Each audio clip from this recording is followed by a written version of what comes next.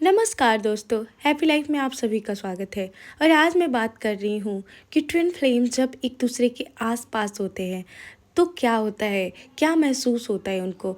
पता है twin flame journey में जितनी ज़्यादा दूरी आती है, उतना ज़्यादा प्यार बढ़ते जाता है।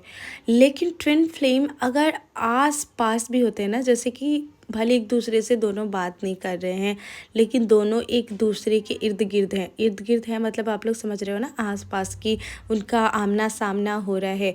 इससे भी बहुत सारी चीज़ें यूनिवर्स क्या करता है ना कि ट्विन फ्लेम को ऐसे जगह बर्थ देता है ना कि वो दोनों आस-पास ही रहेंगे, यानी इर्द-गिर्द ही रहेंगे। कितनी भी दूरी सेपरेशन होगा, लेकिन कुछ सिचुएशन ऐसा आएगा जिसको वो लोगों को आमने-सामने बिताना पड़ सकता है। यानी कि हो सकता है इन फ्रंट में घर हो आपके डीएम या डीएफ का, या हो सकता है आपके आस-पास आप जिस शहर में रहते हो उसी शहर में रहते हो, या हो सकता है आपके ऑफ़िस में ही, या हो सकता है कि आपका जो मतलब कोचिंग सेंटर है वही, मतलब ऐसा कुछ ज़रूर होगा आपके ट्विन फ्लेम के साथ कि जो एकदम आस-पास होगा, जो आप लोगों को मजबूरन वहाँ जाना ही पड़ेगा।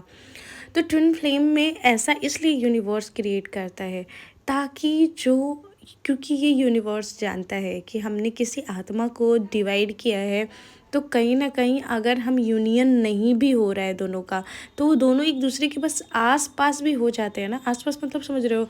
वो दोनों भले एक दूसरे से पास से ना मिले हो, लेकिन केवल आस-पास इन फ्रंट देख भी लेंगे ना एक दूसरे को, उसमें भी उनके आत्मा को शांति मिलती है। इतना तड़प होता है ट्विन फ्लेम में कि बस एक दूसरे को देख लेंगे, कहीं भी देख लेंगे, तो उनकी आत्मा की जो तड़प है थोड़ी शांत हो जाएगी।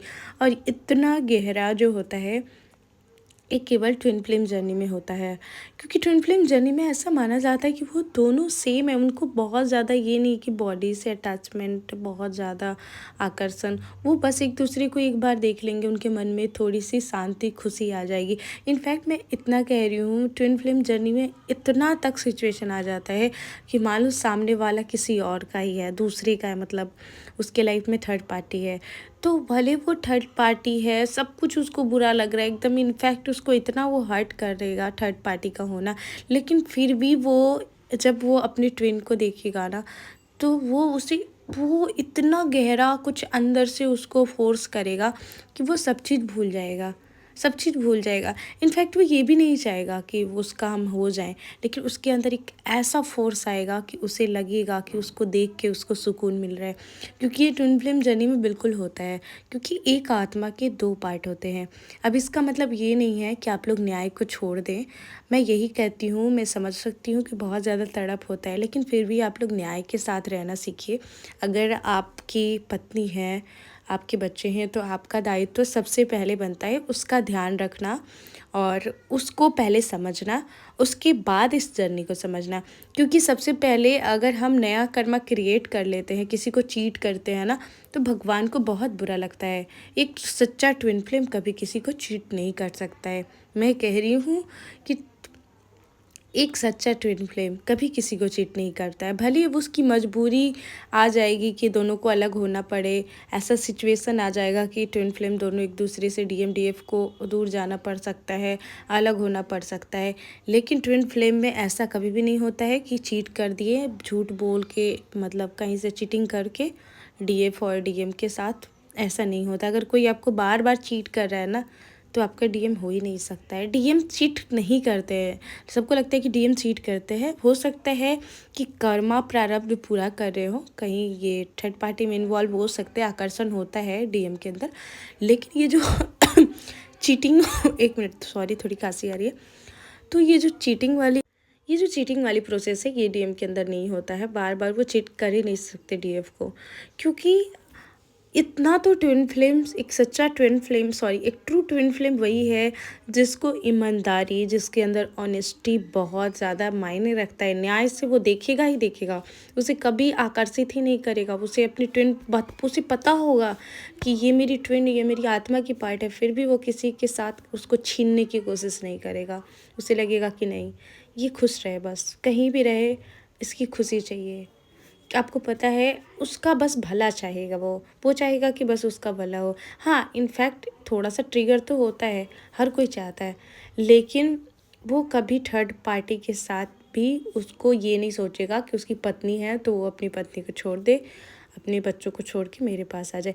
ये कभी नहीं सोचेगा, क्योंकि ये गलत है। आप न्याय से नहीं देख रहे हो, और ट्विन फ्लेम जर्नी में आप हो के भी अगर आप न्याय नहीं देखोगे तो वो आपको बाद में एक ना एक दिन हर्ट करेगा। मैं तो ये देखी हूँ कि ट्विन फ्लेम में ऐसा होता है कि वो भले थर्ड पार्टी के साथ एक दूसरे का मतलब थर्ड पार्टी में इन्वॉल्व होते हैं, लेकिन फिर भी जब वो दोनों एक दूसरे के आमने सामने आएंगे ना, तो उनको इनफैक्ट वो सारी चीज़ें भूल जाएंगे कि कोई थर्ड पार्टी जैसी चीज़ भी है।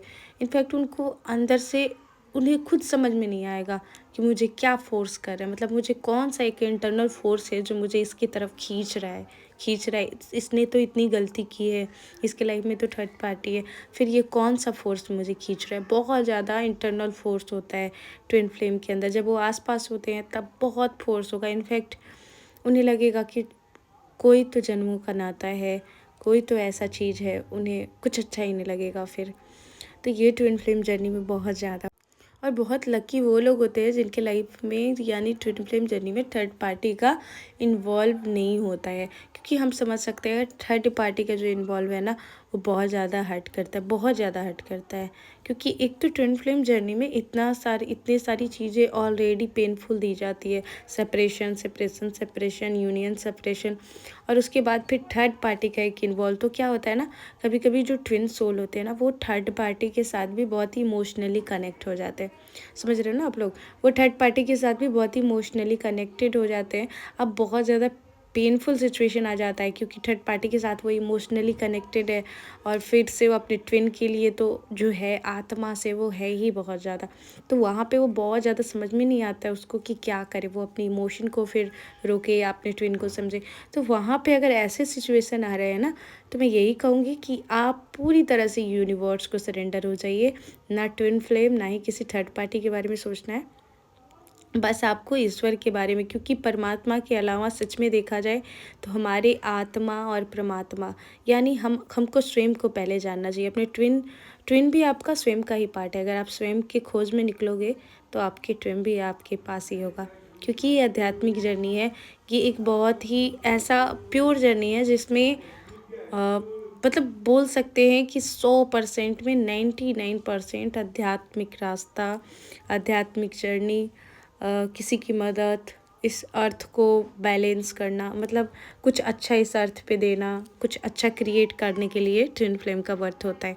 1% ही आप समझिए कि वो दोनों को एक दूसरे के साथ जो भी रोमांटिक मोमेंट होते हैं। बाकी सारी चीज़ें स्पिरिचुअल जो है ना, वो 99% ट्विन फ्लेम जर्नी में स्पिरिचुअलिटी के वजह से होता है।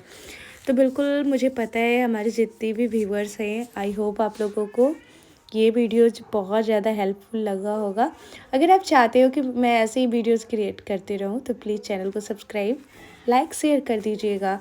और साथ ही एक मैसेज आप लोगों को देना चाहती हूँ कि जितने लोग हैं हमारे, अगर यूट्यूब में आप लोग जुड़े हो, तो अगर आपकी लाइफ में कोई एकदम ऐसा प्रॉब्लम चल रहा है जो आप सॉल्व भी नहीं कर पा रहे, नहीं कि ट्विन फ्लेम जर्नी है, कोई भी प्रॉब्लम है, तो आप हमसे पर्सनली बात भी कर सकते हैं। ठीक है, आप हमसे पर्सनल हीलिंग ले सकते हैं, पर्सनल आप गाइडेंस भी ले सकते हैं। साथ ही अगर मेडिटेशन सीखना चाहते हैं, आप मेडिटेशन भी सीख सकते हैं। लॉ ऑफ अट्रैक्शन, मतलब जो भी है, अगर डिप्रेशन, बहुत ज़्यादा आपको एंजाइटी होती है, उससे भी रिलेटेड आप चीज़ें सीख सकते हैं। तो आज की वीडियो में बस इतना ही, फिर बात करेंगे, फिर मिलेंगे एक अगली वीडियो के साथ, एक अगले पॉजिटिव वीडियो के साथ। सो सभी को बहुत बहुत नमस्कार। और जिन लोगों ने भी अंत तक यानी पूरे एंड तक मेरी वीडियोस को देखी है, उसको बहुत बहुत धन्यवाद, बहुत बहुत आभार। माता रानी जय श्री शक्ति, जय भोलेनाथ, जय राधा कृष्णा।